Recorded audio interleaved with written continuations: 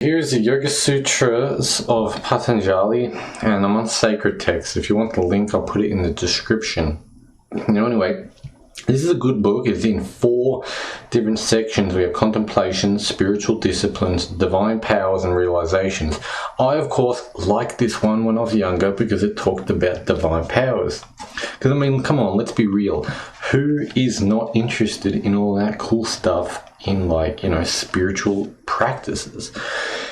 But the book also has some other very interesting things about, essentially yoga, union, how to train yourself spiritually and gain more enlightenment and stuff. So let's go through it. I'll read out and I'll comment on it a little bit. If you don't want the commentary, you can always read it yourself. Anyway, before beginning any spiritual text, it is customary to clear the mind of all distracting thoughts, to calm the breath, and to purify the heart. So let's do that. Okay, now, number 1. Now, instruction in union. Union also means yoga, by the way. Union is restraining the thought streams natural to the mind. So this is in meditation. Then the seer dwells in his own nature, in the Tao essentially.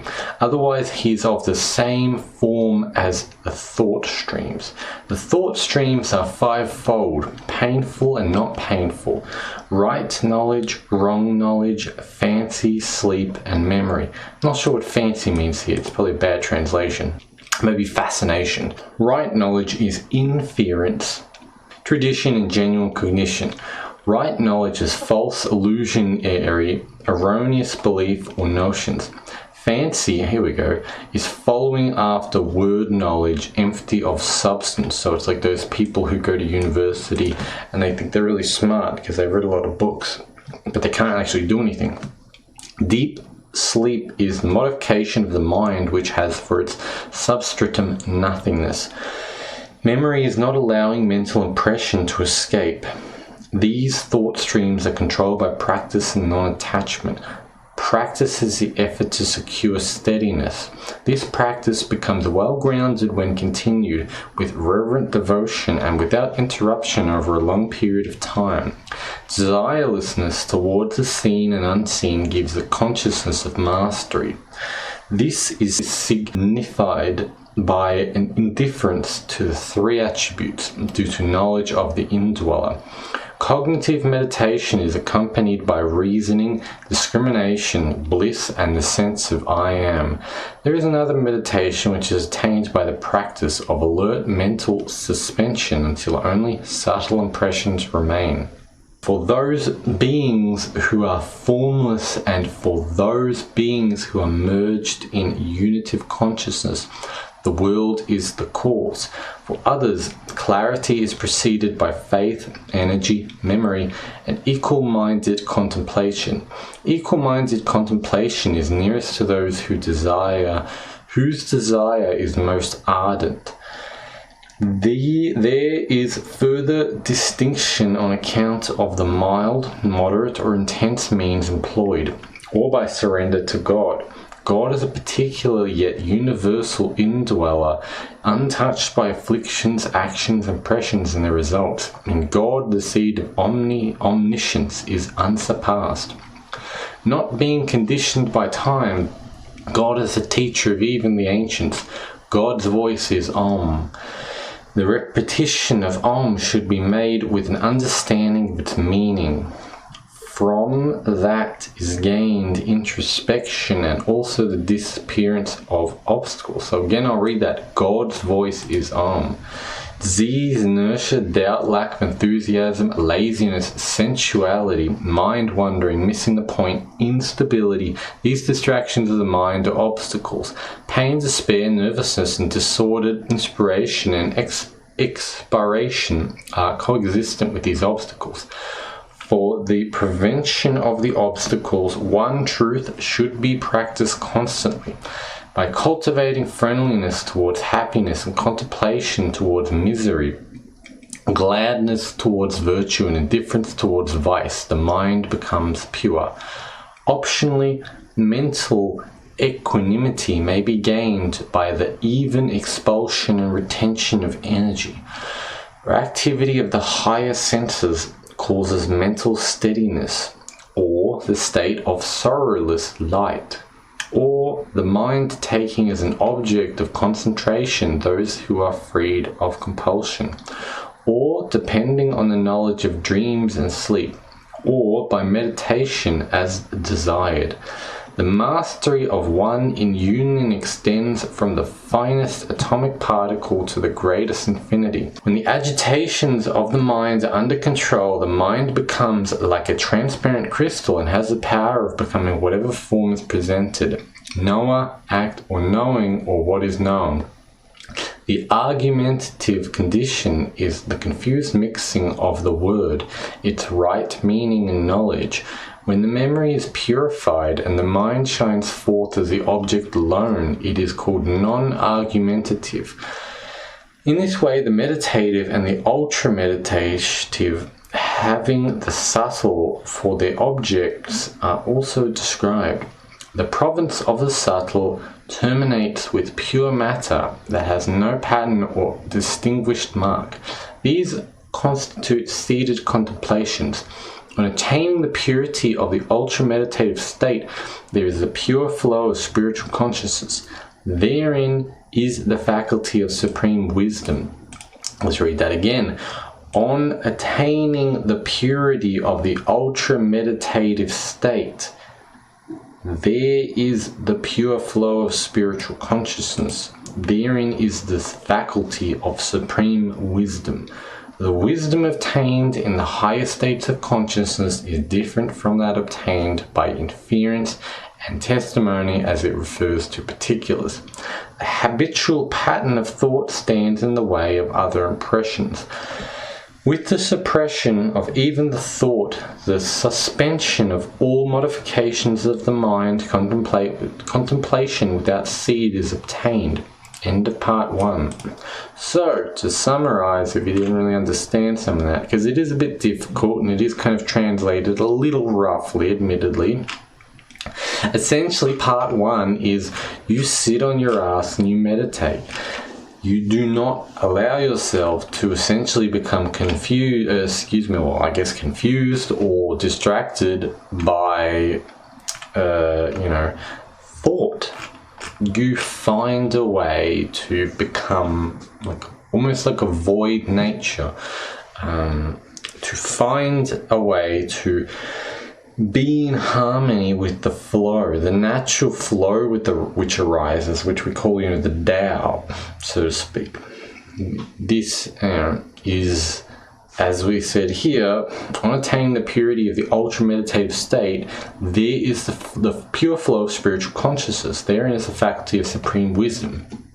This is essentially, once you enter that state of pure meditation, you are completely centered, you're completely tuned in, and you're like a radio which is perfectly tuned. And you'll feel it. If you haven't already felt that, if you haven't already done that, then, Part 2 on spiritual disciplines. Austerity, the study of sacred texts, and the dedication of action to God constitute the discipline of mystic union. The discipline is practiced for purpose of acquiring fixity of mind on the Lord, free from all impurities and agitations, or on one's own reality, and for attenuating the afflictions. The 5 afflictions are ignorance, egoism, attachment, aversion, and the desire to cling to life. Ignorance is the breeding place for all the other, whether they are dormant or attenuated, partially overcome, or fully operative.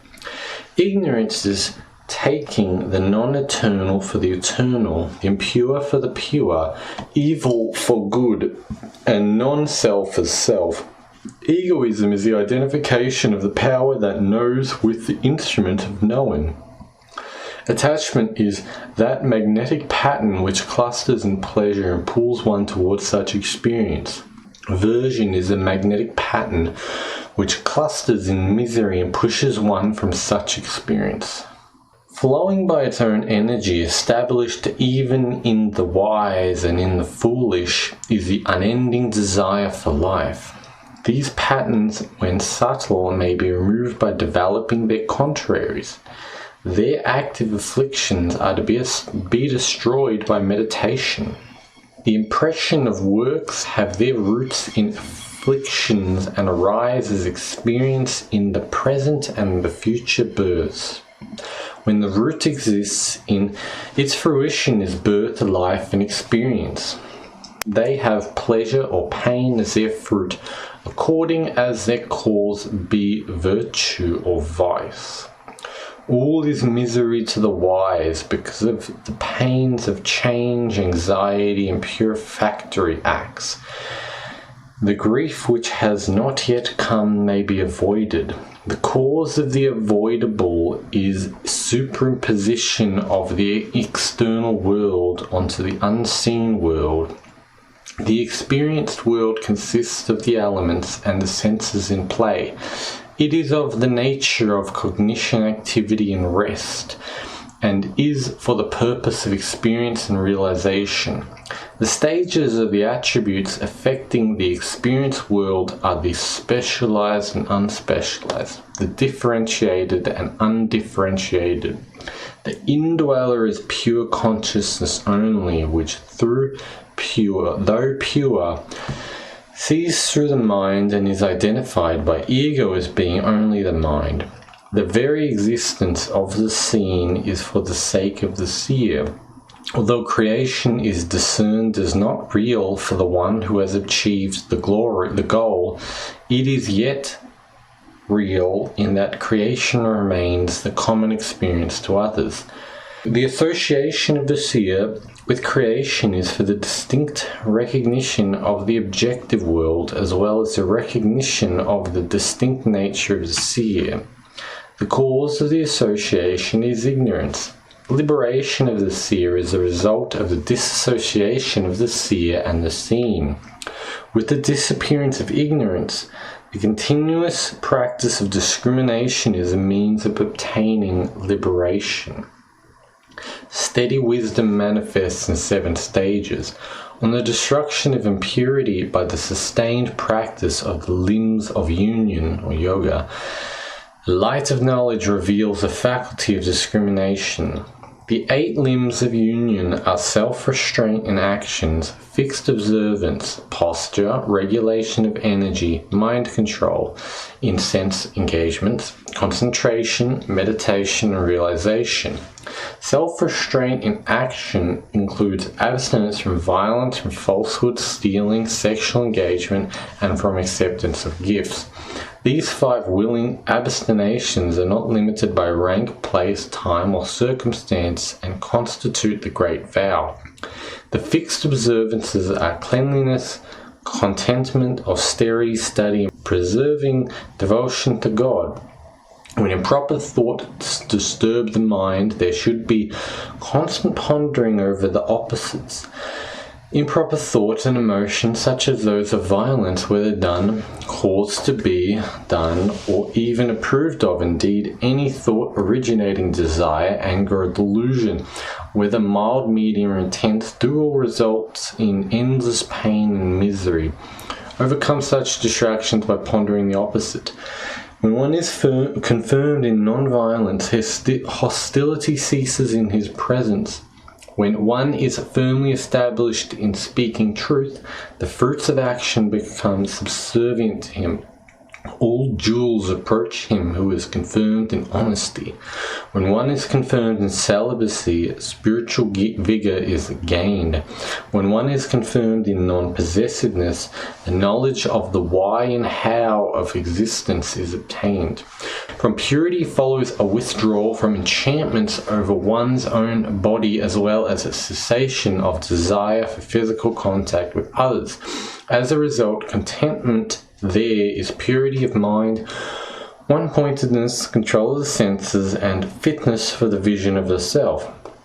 Supreme happiness is gained via contentment. Through sanctification and the removal of impurities, there arise special powers in the body and senses.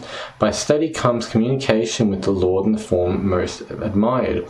Realization is experienced by making the Lord the motive of all actions. The posture should be steady and comfortable. In effortless relaxation, dwell mentally on the endless with utter attention. From there is no disturbance from the dualities. When that exists, control of incoming and outcoming energies is next. It may be external, internal, or midway, regulated by time, place, or number, and of brief or long duration. Energy control, which goes beyond the sphere of external and internal, is the fourth level, the vital. In this way, that which covers the light is destroyed. Thus the mind becomes fit for concentration.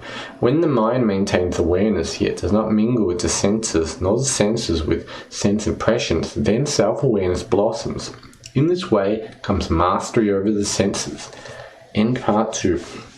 So in this one, it really goes over maybe the initiate's kind of duties.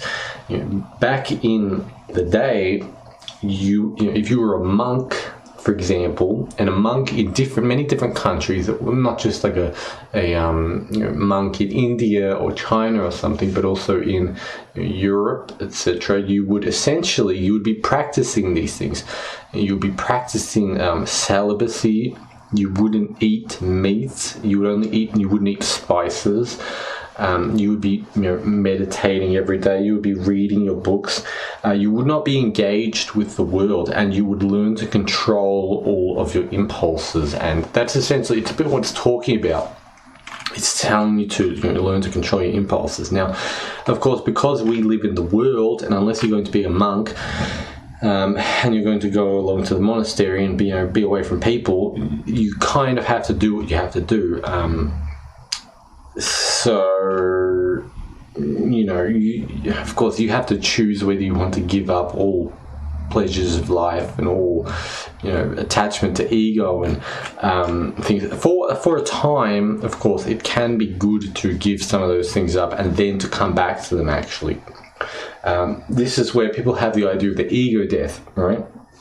The ego dies for them. They no longer associate with who they were or what they were. They become more than just, Bob Smith who works at the bakery. They become nothingness. They become everythingness, and then they start to freak out.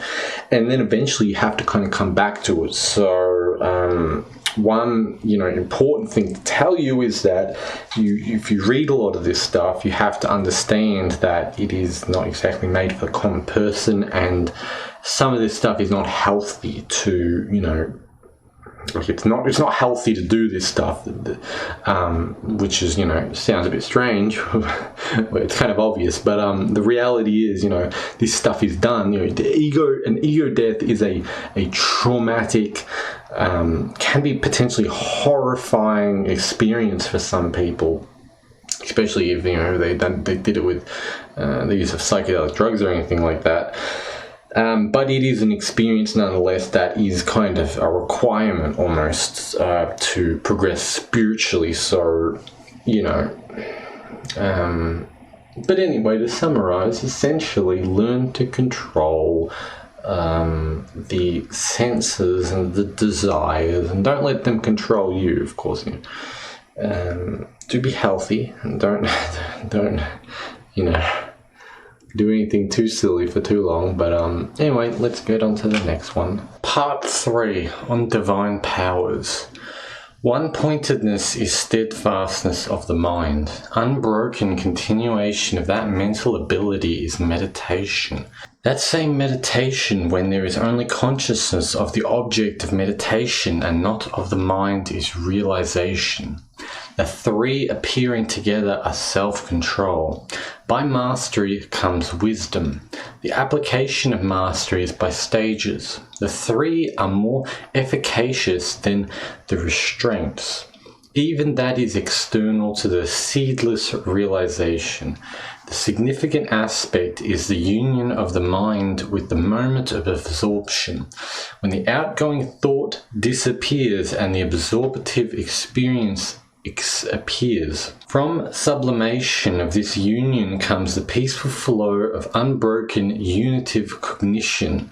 The contemplative transformation of this is equal-mindedness, witnessing the rise and destruction of distraction as well as one-pointedness itself. The mind becomes one-pointed when the subsiding and rising thought waves are exactly similar. In this state, it passes beyond the changes of inherent characteristics, properties, and the conditional modifications of object or sensory recognition. The object is that which preserves the latent characteristic, the rising characteristic, or the yet-to-be-named characteristic that establishes one entity as specific. The succession of these changes in that entity is the cause of its modification. By self-control over these threefold changes of property, character, and condition, knowledge of the past and future arises. The sound of a word, the idea behind the word, and the object the idea signifies are often taken as being one thing and may be mistaken for one another. By self-control over their distinctions, understanding of all language and all creatures arises. By self-control on the perception of mental impressions, knowledge of previous lives arises. By self-control on any mark of a body, the wisdom of the mind activating that body arises. By self-control on the form of a body, by suspending perceptibility and separating effulgence therefrom, there arises invisibility and inaudibility. Action is of two kinds, dormant and fruitful. By self-control on such action, one portends the time of death. By performing self-control on friendliness, the strength to grant joy arises. By performing self-control over any kind of strength, such as that of the elephant, that strength arises. By performing self-control on the primal activator comes knowledge of the hidden, the subtle, and the distant. By performing self-control on the sun comes knowledge of spatial specificities. By self-control on the moon comes knowledge of the heavens. By self-control on the pole star arises knowledge of orbits. By self-control on the navel arises knowledge of the constitution of the body.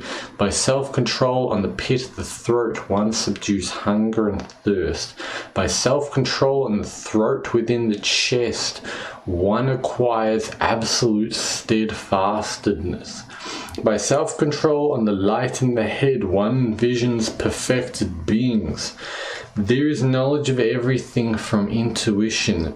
Self-control on the heart brings knowledge of the mental entity.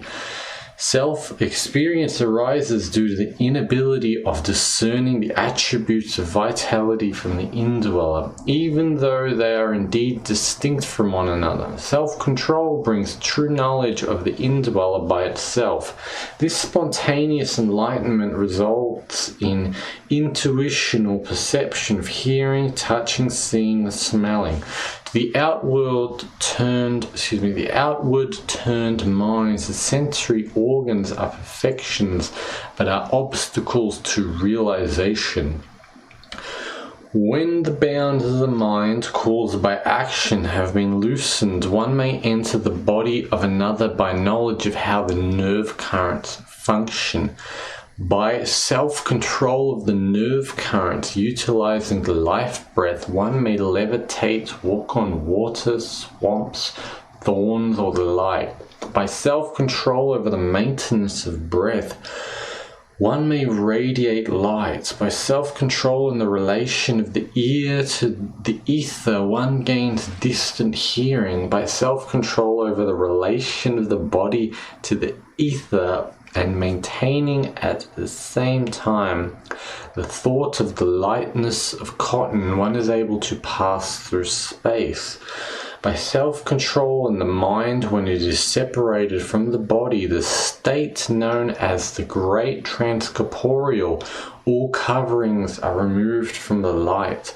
Mastery over the elements arises when their gross and subtle forms, as well as the essential characteristics, and the inherent attributes and experiences they produce, is examined in self-control. Thereby, one may become as tiny as an atom, as well as having many other abilities such as perfection of the body and non-resistance to duty. Perfection of the body consists in beauty, grace, strength, and adamantine hardness. By self-control and the changes that the sense organs endure when contacting objects, and on the power of the senses of identity and of the influence of the attributes and the experience of these produced, one master the senses. From that comes swiftness of mind, independence of perception, and mastery over primordial matter. To one who recognizes the distinctive relation between vitality and the indweller comes omnipotence and omniscience. Even for the destruction of the seed of bondage by desirelessness there comes absolute independence.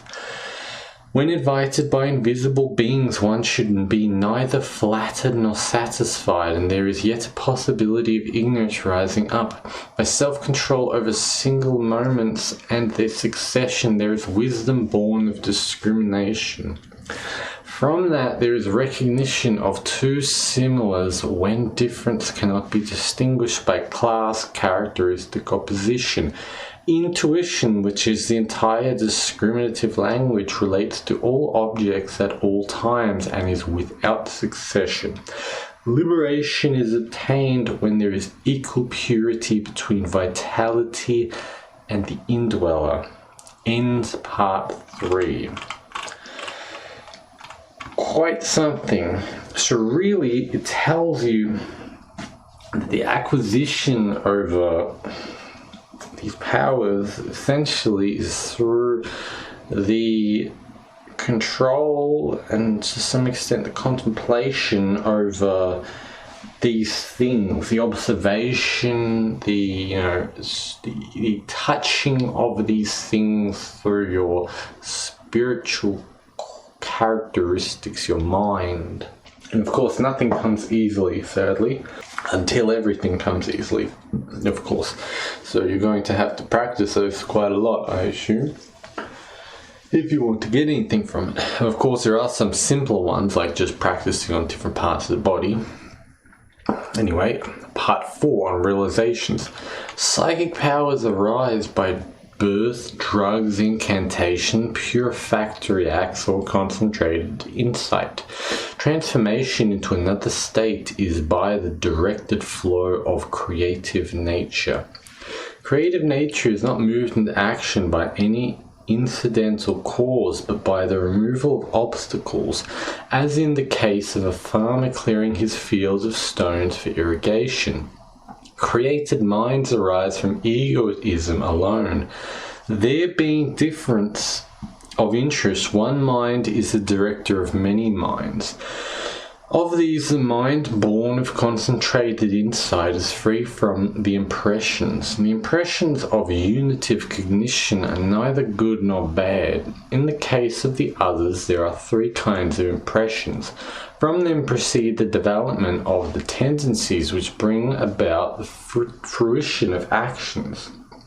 Because of the magnetic qualities of habitual mental patterns and memory, a relationship of cause and effect clings even though there may be a change of embodiment by class, space, and time.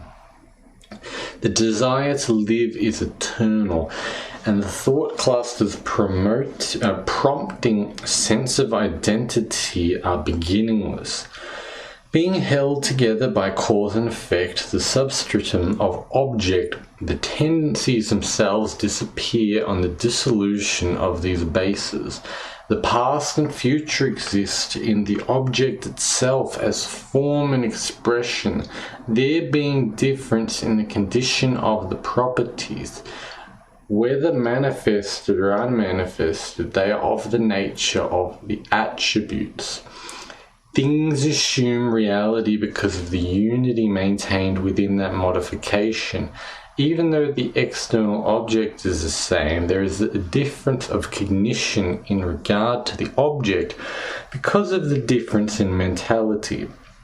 And if an object known only to a single mind were not cognized by that mind, would it exist? An object is known or not known by the mind depending on whether or not the mind is colored by the object. The mutations of awareness are always known on account of the changelessness of its Lord, the indweller, nor is the mind self-luminous as it can be known. It is not possible for the mind to be both the perceived and the perceiver simultaneously. In the case of cognition of one mind by another, we would have to assume cognition of cognition, and there would be confusion of memories. Consciousness appears to the mind itself as intellect when in that form in which it does not pass from place to place. The mind is said to perceive when it reflects both the indweller, the knower, and the object of perception, the known. Though variegated by innumerable tendencies, the mind acts not for itself but for another. For the mind is of compound substance. For one who sees a distinction, there is no further confusion of the mind with the self. Then the awareness begins to discriminate and gravitates towards liberation. Distractions arise from habitual thought patterns when practice is intermittent. The removal of habitual thought patterns is similar to that of the afflictions already described. To one who remains undistracted in even the highest intellection, there comes the equal-minded realization known as the cloud of virtue. This is a result of discriminative discernment. From this there follows freedom from cause and effect and afflictions. The infinity of knowledge available to such a mind, free of all obscuration of property, makes the universe of sensory perception seem small.